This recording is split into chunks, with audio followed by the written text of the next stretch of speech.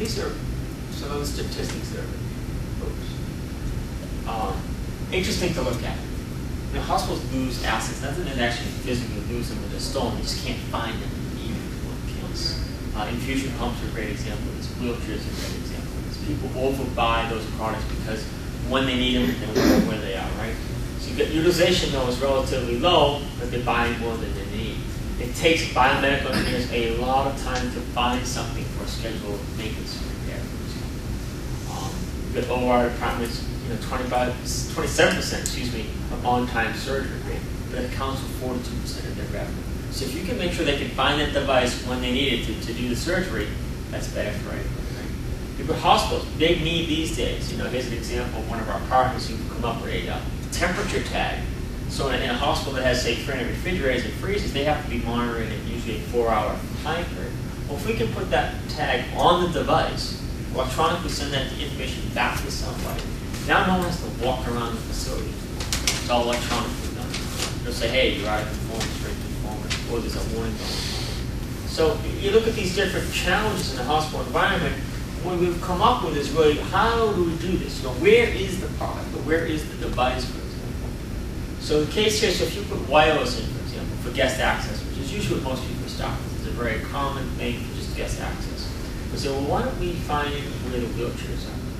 So the idea is you may alarm your doors and say, when the wheelchair goes out the front door, I want to be alerted so people don't take them home. They're not doing it intentionally, by the way. They just don't realize it should stay. So if you can tag the wheelchair, the alarm goes off and leaves the front door, somebody goes and retrieves that wheelchair. That's a saving, asset utilization, goes back into the system. Or an IV pump. Nurses have been known to hide them in a closet or a ceiling, whatever the case may be. So you can reduce materials management by buying less, knowing where they are, biomeasurements, because they can now track the device, you lower your costs. So this is really powerful to find any asset or even people. In a nursing home example, for example, someone has some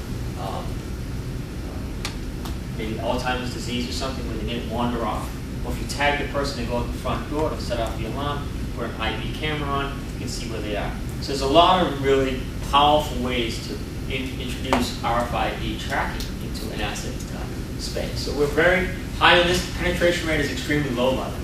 If you look at the statistics, less than 10% of hospitals do asset tracking, but probably 20-30% do wireless activity. So there's a big upside for that. It's a guest services where most people start and they get enough asset coverage. And the payback here is really very short. It can even be more intelligent. Where is it in the room? So one thing is to know you have 50 of something, but where are they, right? So then you can once again, design your system to say, okay, I want to make sure when it goes from room floor 2 to room 4, or floor 4, I want to know it's been moved. So you can have the system be more intelligent in terms of inventory control. Where is actually the device? Is it in use? Is it in non-use?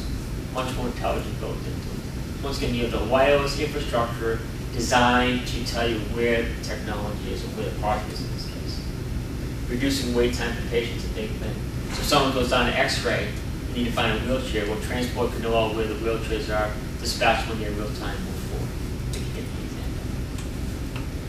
If we look at, in what condition is something, like I talked about earlier, you've got these refrigerators and freezers prevalent in a healthcare facility. You want to make sure something doesn't spoil. But once again, you can have this done remotely. Sensor capabilities, very straightforward for those who have not seen that technology before. Other things that we talk about, and this is not to be really a push for technology, there are technologies out there that can really help you enrich your workflow. Video, a big play these days. Interactive for CME rounds, educational purposes, grand rounds, psychiatric evaluations, remote facilities to a major tertiary medical center, rural healthcare. There's a number of things for video to play into. The idea is it's real time, it's robust, it's high definition. You've got all the various endpoints. And the interesting thing down here is video conferencing for interpretive network. We see some parts of our own country who have a need to service that patients don't speak English. So if they're coming off the street and they speak Russian or Chinese or Spanish, whatever the case may be, if you have a video phone, for example, you can say, well, I can use internal resources to cater to my patient. So you have a directory and say, okay, so-and-so speaks this language. Patient comes off the street, wait time is reduced, so you can now find someone who speaks that particular language. You dial them up on a video call, they go through the basic questions, you move forward. So you're bringing technology into an environment which is not traditionally been used, but really powerful to the patient experience.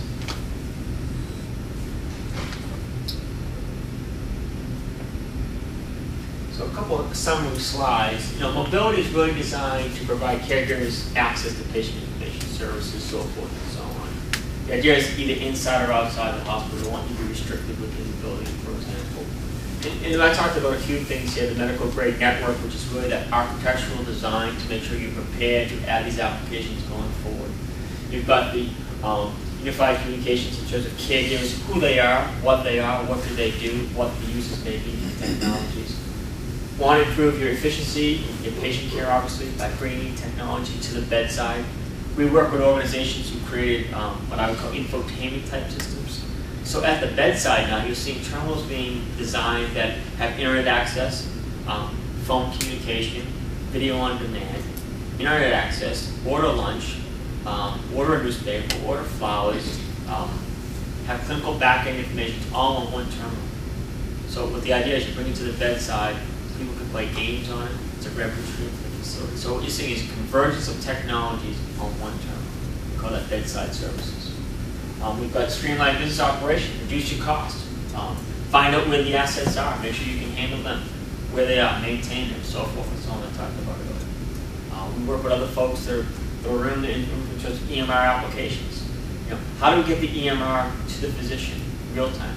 So we have different technologies we can drop the application on top of, once again, to make them more efficient moving forward. So that's some of the summary notes that probably is a takeaway. One thing I will note, the AHA last year, we were very fortunate to get endorsement by them for our wireless products. So what this does for you as a consumer is it takes some of that doubt out of your mind. We weren't given this, we earned this, we went through a RFI, pre-RFI process where the technology's been validated to make sure that it's best of breed. Because wireless is scary to some people, especially in a telemetry environment or in a clinical environment. It does work, but you have to really do your homework up front. On a site survey, spoke to someone earlier, well worth your time. Make sure you understand what you're getting into. Understand the 5 points of it. DHA has been very fortunate to endorse this technology. This is who I am, once again, just to kind of reflect on where I am. I'm out of the Boston area. They noticed the accent earlier. Go to cisco.com/go/healthcare. You see a lot of stuff on the videos, white papers, business cases, product information. And it's not to be really commercial, but I think you'll find some really good third-party stuff there. We're very active. We take this very seriously. We've got people on staff that can really help you design a system to make you successful. I'm going to show you one little video at the end, but before I do that, a little 90-second video kind of summarizing what we talked about today. Are there any questions I can address or concerns or anything that didn't make sense, did make sense, you don't agree with, you do agree with? Anybody? Right. I do appreciate it.